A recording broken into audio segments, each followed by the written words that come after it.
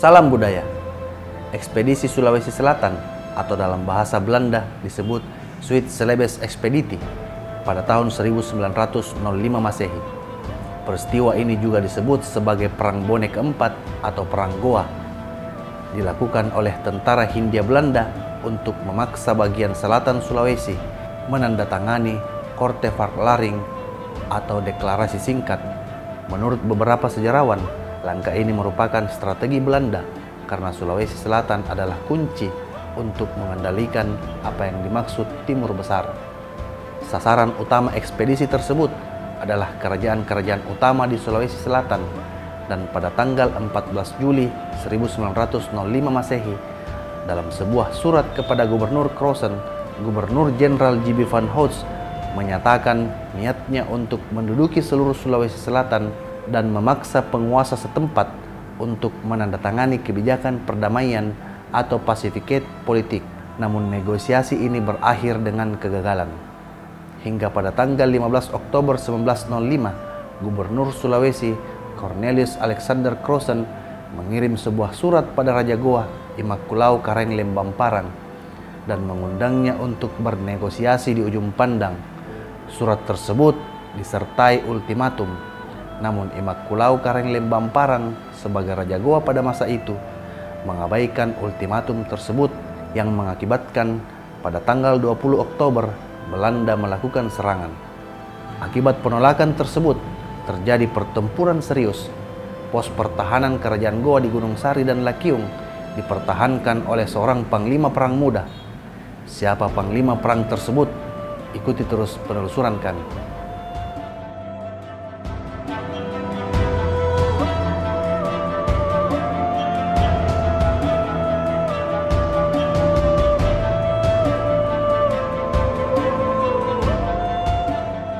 Tahun 1905 terjadi perang Andi Mapanyuki, seorang putra mahkota Raja Goa yang ikut ambil bagian di dalam melawan penjajah Belanda. Andi Mapanyuki dua bersaudara. Dia punya saudara namanya Iparen Ring Arung Alita. Nah, ini sejak umur 20 tahun udah ikut angkat senjata. Dan dia memang sudah ahli dalam berkuda, ahli dalam memanah, ahli dalam melempar tombak. Umur 21 tahun, 1906, bapaknya gugur, bukan karena dibunuh Belanda, terdesak di Sidrap, jatuh di gunung sama kudanya. Beliau terkena peluru tangannya. Jadi waktu itu dia pegang tebing karena tangan tidak ada kekuatan tangannya ini, beliau jatuh ke jurang, terperosok ke jurang, beliau meninggal.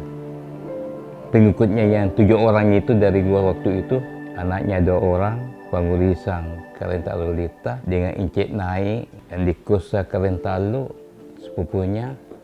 Nah, kalau kakaknya Arung Alita itu meninggal daerah situ juga di hutan, tangkap, kejadian yang sama. Dalam peperangan ini, Immaculao Serang ini dia tinggalkan tahtanya berperang melawan Belanda. Mapanyuki diangkat sebagai panglima perang waktu itu. Dalam pergolakan dengan Belanda ini ada tulisannya Menesopian, perang terakhir Goa. Maka waktu itu orang Makassar bilang geser ke Goa karena tidak ada lagi raja waktu itu. Sepeninggal orang tuanya tidak ada Raja Goa. Kemudian sempat ditawan tahun 1907, diasingkan ke Selayar dulu. Tahun 1909 dikembalikan, kemudian dilepas. Setelah itu memimpin gerilya lagi, dan Andi Mapanyuki buat strategi untuk berjuang di hutan melawan Belanda. Kalau yang lain tidak ada, makanya sangat diakui. Bahkan dia pilih bundukkah daripada menyerah atau kompromi sedikit pun. Jangankan menyerah, kompromi tidak mau. Begitu hebatnya perlawanan rakyat itu dipimpin Andi Mapanyuki, sehingga ditawarilah oleh Gubernur Jenderal Belanda, De Van Corel itu, dan diangkat sebagai penguasa di Goa untuk dijadikan Goa itu sebagai mitra terhormatnya Belanda dengan gaji yang cukup besar, 400 gulden, sama dengan 4 miliar itu zaman. Dia juga tidak mau, karena itu dianggap itu penghinaan bagi dirinya maupun rakyat, tapi tidak mau. Dia nolak. Ngapain kan? Sekarang kalau bapakmu sudah mati, saudara mana? Terus mau di ini, dan tidak mau. Tetap dia lanjutkan perjuangan. Kerajaan gue vakum waktu itu selama 30 tahun. Mulai 1906 itu sampai 1936 itu tidak ada kerajaan. Kosong kerajaan. Nanti setelah itu tahun 1936 baru diangkat ada raja. Itu pun yang diangkat saudaranya, namanya Somba Mangi-Mangi. Tapi bukan lagi yang ngangkat, tapi itu kan ya artinya itu sangat sensitif kalau disampaikan. Karena beberapa pembesar kerajaan gua waktu itu mendatangi beliau di Bone, ya meminta beliau di Bone supaya beliau bersedia sebagai raja gua. Tapi itulah saking gigihnya itu Andi Mapanyuki, tidak sedikit pun gentar melakukan perlawanan. Rakyatnya tidak boleh diperbudak oleh Belanda. Bone waktu itu memerlukan figur seorang pemimpin, karena di Bone masih boleh kata Belanda belum sampai kekuasaannya sampai ke sana, baru di daerah gua.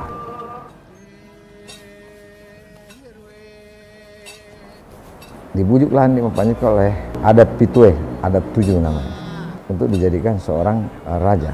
Waktu itu awalnya tidak mau, tapi karena desakan dari adat Pitue, seorang Andi Mapanyuki ini kan memang turunan juga Raja Bone, karena ibu kandungnya adalah anaknya Raja Icela Patendri Padang. Gua Bone ini sebenarnya ini satu rumpun keluarga yang sangat kuat dan keluarga.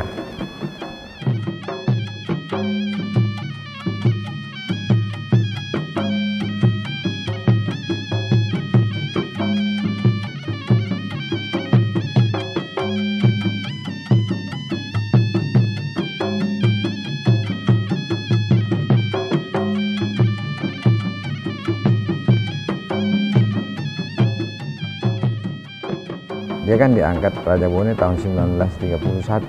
Tahun 1936, waktu mau diangkat Somba Mangi-Mangi jadi Raja Goa oleh Belanda, tapi Belanda ya, karena dia tanya ke Andi Mapanyuki itu udah raja di Bone. Wah, gimana caranya nih saya jadi raja? Seorang raja itu harus punya anggaran yang besar untuk menghidupi rakyatnya. Nah, disitulah Andi Mapanyuki, dia bilang, udah kita di situ aja, udah terlanjur, saya dukung.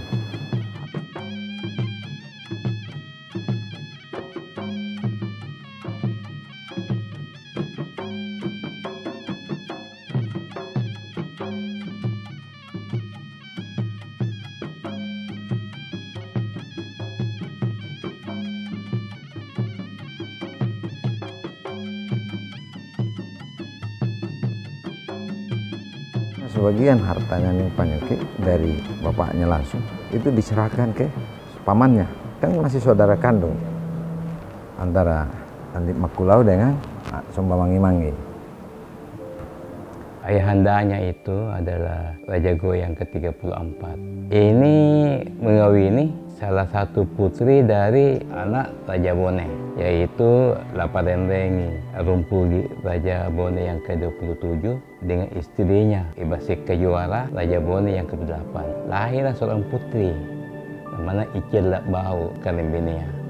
Ini dikawini oleh Imakulau de Serang Karenta Lemamparang, melahirkan 2 anak, Pangurisan Karenta Arung Alita, yang kedua namanya Andi Mapanyuki Datu Supa.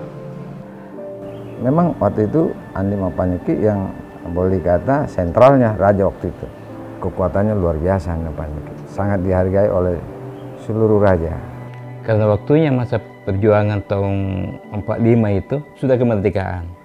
Tapi Belanda masuk melalui KNIL. Dia mau kembali menjajah Indonesia.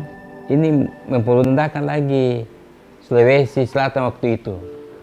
Makanya untuk mempersatukan kembali ini, Andi Mapanyuki sering mengadakan pertemuan-pertemuan dengan mengundang raja-raja kecil ini yang ada di Sulawesi Selatan ini untuk berkumpul di Jongaya. Bagaimana Indonesia ini tetap utuh. Dan Andi Mapanyuki ini dalam proses menuju kemerdekaan. Mungkin ada raja sebelumnya juga melawannya, tapi belum ada semangat nasionalisme pada situ. Nanti zamannya Andi Mapanyuki, gelombang nasionalisme itu ada. Ingin membentuk suatu negara yang berdaulat, negara kesatuan Republik Indonesia di zaman itu. Bayangin di zaman dulu kan tidak seimbang. Belanda itu sudah mungkin punya senjata yang peluru pakai misiu.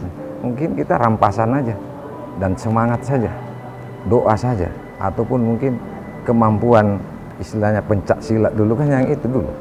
Dengan semangat saja melawan Belanda. Tidak seimbang sebenarnya. Tapi karena semangat dan kepahlawanan seorang raja Andi Mapanyuki, sehingga pada saat itu rakyat betul-betul ambil bagian. Waktu perjuangan ini, Andi Mapanyuki itu berdomisili di Goa. Sebelum bapaknya gugur dalam peperangan. Immaculado de Serang ini anak dari Imalingkaan de Nyonri, Karangkatangka, Raja Goa yang ke-33. Kawin dengan daripada Sultanana Isa. Sultanana Isa ini aduk berdu, cucu dari Raja Bone yang ke-24 dengan cicit dari Tendrilele yang ke-10. Lahirlah Immaculado de Serang Kantali Mamparang dengan Imangi-Mangi. Immaculado de Serang Mangi-Mangi ini mengawini putri dari Raja Bone yang ke-28 dan ke-27, melahirkan Iten Dicela Kanibenea. Lahirlah Andi Mapanyuki itu bersaudara. Ibu Andi Mapanyuki ini banyak didatangi. Ada dari Supa, ada dari Indekang, ada dari Wajo, Baru, dan kerjaan-kerjaan yang tercangkup dalam Ajat Tapareng.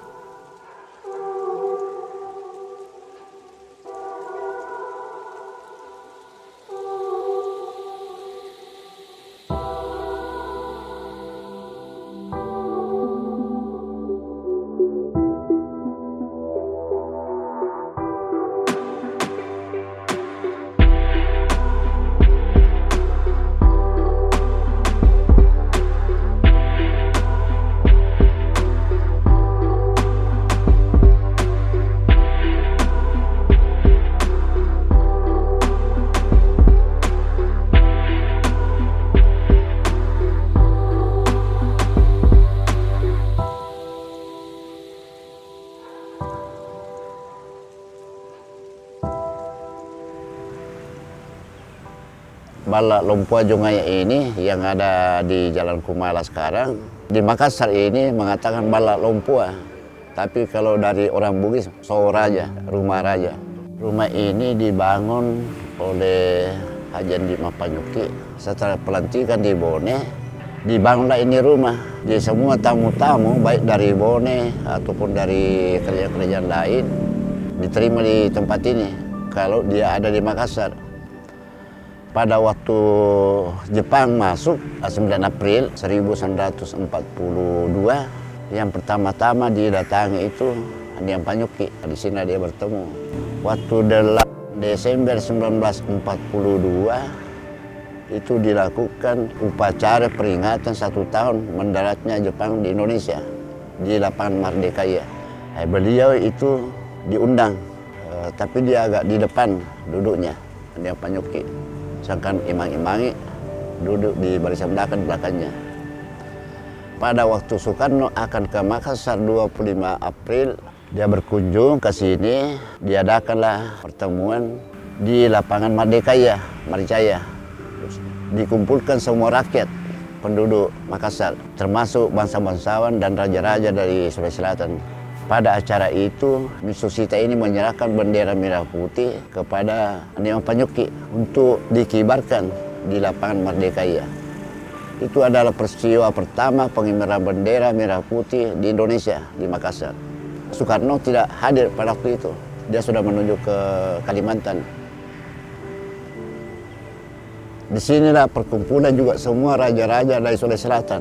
Ya, ada beberapa, kurang lebih ada 50 itu. Pada tanggal 15 Oktober 1945 di tempat ini, Balak Lompua Jongaya, itu diadakan pertemuan dengan raja-raja dari Sulawesi Selatan, termasuk Sulawesi Barat yang ada sekarang, menetapkan deklarasi Jongaya. mendukung kekuasaan pemerintah Republik Indonesia di Sulawesi Selatan di bawah Gubernur Dr. Ratulangi. Memasuki kemerdekaan, rumah ini ditempati pusat perkumpulan tokoh-tokoh masyarakat.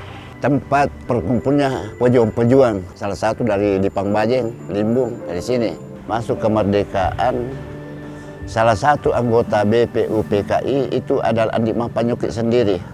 Pada 29 bulan Maret 1945, Andi Mappanyukki dan beberapa raja-raja dari Sulawesi Selatan diundang ke Jakarta tanggal 3 Mei menuju ke istana. Di situ bertemu dengan Presiden Soekarno. Saat itu Raja Bone kosong, karena Raja Bone pada waktu itu ada Andi Pabenteng meninggalkan Watampone. Disitulah dikukuhkan kembali Mappanyukki sebagai Raja Bone, tapi batal kembali karena pada waktu itu peristiwa Andi Asis 5 April 1950. Akhirnya ditunda. Jadi nanti dia kembali ke Makassar tanggal 5 Mei 1950 baru kembali ke Makassar. Masuklah nikah. Dan oleh nikah ini mengetahui bahwa Andi Mappanyukki itulah pimpinan pejuang kemerdekaan. Pada tanggal 13 November 1945, jadi 2 bulan sesudah itu, Andi Mappanyukki dijemput di rumah ini pukul 5 sore. Kemudian dimasukkan ke dalam Tangsikis, Jalan Raja Mariso dulu. Jadi berapa hari itu kemudian, Belanda mengetahui bahwa Andi Mappanyukki akan diculik oleh pejuang, maka beliau bersama Andi Pangeran Patarani dan cucunya dibawa ke Rantepao. Pada tanggal 27 Desember 1949, Belanda sudah mengakui kemerdekaan Indonesia. Setelah itu maka semua tahanan dilepas, termasuk Andi Mappanyukki. Bung Karno sempat datang ke Bone mengucapkan terima kasih kepada Andi Mappanyukki. Karena waktu itu kan begitu merdeka, raja-raja belum mengatakan bergabung. Makanya waktu itu masih banyak perjuangan di tahun 45 sampai 50 itu. Raja masih berkuasa. Nanti setelah diminta oleh Bung Karno supaya mengajak seluruh raja di Sulawesi Selatan, setelah itu ada perundingan-perundingan, termasuklah itu diantaranya itu Mappanyukki, Andi Jema ada dulu, Andi Ijo, Ranggong dan Romo Karem Polom Bangkeng itu ada. Andi Mappanyukki tahun 57 baru dilantik sebagai Bupati Bone.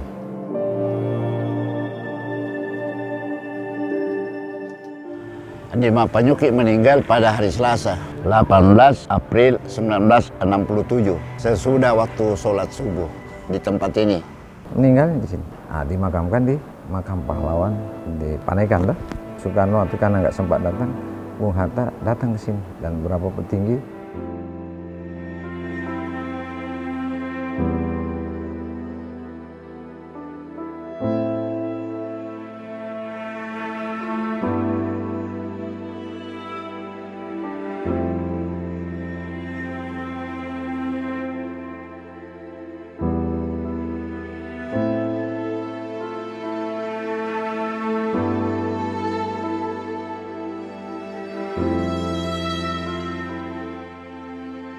Dan rumah ini bukan bagian dari museum, bukan. Tapi ini kediaman pribadi. Untung aja keluarga saya jaga ini rumah. Istana inilah yang dijadikan tempat peristirahatan. Banyak tokoh-tokoh nasional pernah ke sini. Dan dulu di sini juga tempat perundingan para raja-raja waktu rekonsiliasi untuk mau menyatukan raja ini untuk bergabung dengan NKRI. Ini ada contohnya di semua tempat ini. Nasionalisme untuk menuju kemerdekaan itu, ini rumah sangat bersejarah sebenarnya. Rumah ini lebih dulu dibangun dibanding Balak Lompua di Goa. Ini 1931, kalau itu tahun 1936 kalau nggak salah 37. Setelah mangkat Raja Goa, Somba Mangi-Mangi baru dibikin. Jadi duluan ini, jangan salah. Cuma orang bilang Balak Lompua di sana. Sebenarnya di sini adalah Balak Lompua dan ini sangat bersejarah. Di sini tempatnya tokoh-tokoh, para the founder kita. Banyak dihasilkan perjanjian-perjanjian bagaimana para raja itu bisa menyatu. Ini sangat bersejarah. Tapi saya tahu maknanya bahwa saya harus jaga, saya pelihara, dan bukan hanya fisiknya saja, tapi tata krama, sopan santun, budaya yang diajarkan ini kami tetap jaga. Apalagi cara tentang mengembalikan marwahnya Sulawesi Selatan ini. Ini poterang yang ada kata Sipaka tahu, Sipaka ingat, dan Sipaka labi. Artinya kita ini kan kaya dengan budaya adat istiadat. Ada hampir 700 suku yang ada di Indonesia ini. Kalau bahasa hampir 300 bahasa. Ini kan merupakan suatu kekayaan bangsa kita. Tentunya budaya ini bisa dijadikan sebagai alat pemersatu bangsa ini. Misalnya Bhinneka Tunggal Ika. Memang konsepnya memang dari dulu seperti itu. Nah, sehingga budaya ini kita harus jaga, kita pelihara. Kita harus lestarikan ya kepada anak cucu kita. Apalagi zaman ini generasi milenial ini kan. Ini salah satu tanggung jawab kita semua. Kita harus lestarikan budaya ini dengan menggalakkan berbagai macam, apakah itu festival budaya dan lain sebagainya. Karena memang di dalam Undang-Undang Dasar pasal 32 bahwa budaya ini harus dipertahankan dan dijaga, bahkan harus dilestarikan. Karena merupakan kekayaan bangsa dan alat pemersatu bangsa di zaman itu. Kaitannya dalam hal ini, saya harapkan para tokoh masyarakat ini, tokoh adat, budayawan untuk ambil bagian di sini. Kenapa harus sejarah budayanya orang kita pelajari? Budaya kita sendiri sangat kaya, adat istiadat kita ini berapa ya? Tarian saya mungkin ratusan jenis tari. Kenapa nggak itu dikembangkan? Ya tuh, ada negara kecil negaranya, bahkan mungkin budaya kita pernah ke sana karena kita dulu negara besar seperti Kerajaan Goa ini pernah mungkin menguasai daerah itu, sempat dipertontonkan dan dipelihara. Bahkan ingin mengakui budaya itu budayanya dia, padahal lahirnya dari kita. Ini contoh ini ya. Harusnya kita anak bangsa ini harus bangga dengan kekayaan budaya kita.